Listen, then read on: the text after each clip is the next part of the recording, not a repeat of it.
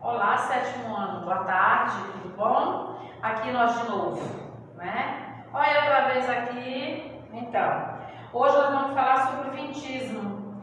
E aí vocês vão dizer assim, mas tia, você já deu essa aula e tal? Sim, nós já começamos, agora nós vamos fazer só um apanhado de novo, uma revisão, né? E vamos entender o que foi o rompimento do pacto colonial dentro desse contexto chamado vintismo. E aí vocês vão dizer assim, e o que foi vintismo, professora? Vintismo foi o conjunto de realizações sociais ocorridas em Portugal e também aqui no Pará, a partir dos anos 20 do século XIX. Então, o que foram essas realizações? Foram conflitos em prol da liberdade. Mas que conflitos foram esses? Foram conflitos provocados principalmente porque os paraenses não queriam se separar de Portugal. Enquanto os paraenses não queriam ter esse rompimento, né, com Portugal, manter esse pacto colonial. E aí o que é o pacto colonial? O pacto colonial é aquele acordo de que a colônia trabalha para a metrópole. A colônia negocia diretamente com a metrópole. Os paraenses não queriam perder esse contato com a metrópole. E isso tudo começa a acontecer após a proclamação da independência do Brasil.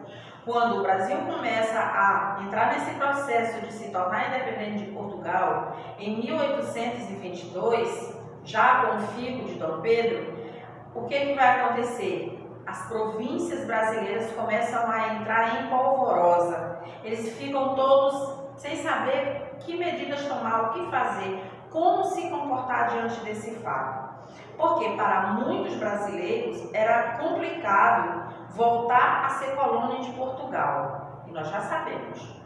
O Brasil tinha deixado de ser considerado colônia de Portugal desde a vinda de Dom João VI para o Brasil. Quando Dom João VI veio para o Brasil em 1808, ele abre os portos às nações amigas. E aí os comerciantes começam a fazer o seu comércio com as outras pessoas de outros lugares e ganham confiança. Quando se pensa que o Brasil vai voltar a ser colônia de Portugal, aí começam os conflitos. Aí Dom Pedro opta por ficar no Brasil, dia do fico, janeiro de 1822. A pressão continua, os portugueses querendo que ele volte para Portugal, os brasileiros querendo que ele fique no Brasil. Setembro, proclamação da independência, mas os paraenses não gostaram nem um pouco disso. Paraenses, cearenses, piauenses, maranhenses, esse povo aí não gostou nem um pouquinho, porque eles estavam habituados a fazer o seu comércio direto com Lisboa. E aí, ficar submetido ao governo brasileiro, que eles não gostavam, não confiavam em Dom Pedro, era um pouco complicado. E aí começam os conflitos. E aí, o governo brasileiro, na figura de Dom Pedro, envia Lord Crocani, né, um especialista em revolta, e ele vem fazendo a adesão à independência dessas outras regiões. O último é aqui, e a adesão do Pará à independência é o nosso próximo assunto. Então, dentro desse contexto de adesão do Pará e proclamação da independência, é que vão ocorrer esses conflitos aqui. Um dos mais severos, antes da cabanagem, que já é posterior à adesão do Pará, é a tragédia do Brigue Palhaço, que a gente conhece por esse nome. O Brigue Palhaço era um navio diligente, um navio que capturava presos e mantinha ali, era um navio prisão, que estava ancorado, onde hoje é o cais do porto do Ver-o-Peso, né, onde fica a Pedra do Peixe, perto da Praça do Relógio. Então ele ficava ali ancorado e foram colocadas cerca de 252 pessoas lá dentro e foram sufocadas, asfixiadas com cal. Esse foi o momento talvez mais difícil nesse contexto pró-liberdade. Mas antes disso, já haviam sido mortos, né, 5 pessoas do meio do povo que não tinham nada a ver com a coisa. O Cônego Batista Campos já tinha sido ameaçado de ser lançado como bala dentro da boca de um canhão.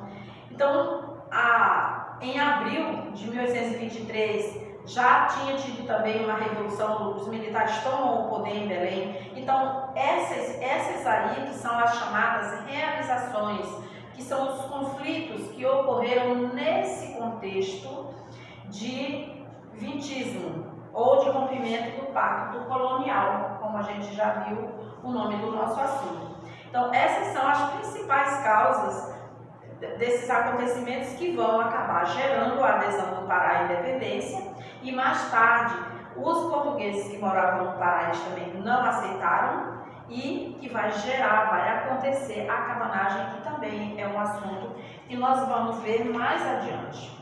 Então, o que esse vintismo tem a ver com o que nós estamos falando? Conto para vocês agora. Então, dentro desse discurso de liberdade, dois personagens principais nós vamos ter. O Cônego Batista Campos, que eu falei para vocês, que ele vai ser colocado na boca de um canhão, né, porque ele ameaçava a ideologia dos portugueses, e Felipe Patroni. Felipe Patroni, jovem paraense, advogado, que junto com o Cônego Batista Campos escreviam no jornal O Paraense, e eles são responsáveis por conduzir essa, eu não diria uma revolta popular, mas uma manifestação popular em favor da liberdade, em favor do sim pela adesão do Pará à independência.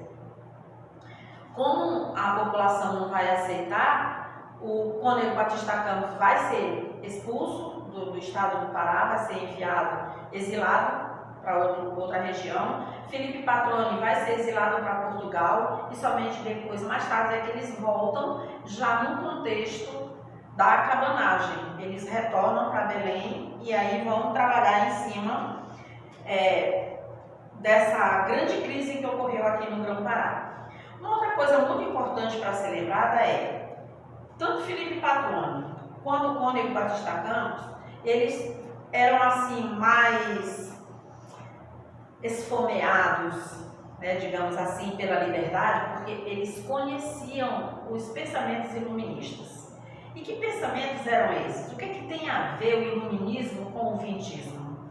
O iluminismo foi um conjunto de ideias revolucionárias para frente, né, na nossa linguagem popular, que surgiu na Europa, que dava, não sei se direito, se a palavra seria essa, mas que dava uma capacitação para o ser humano para lutar por aquilo que ele acreditava, pela sua liberdade.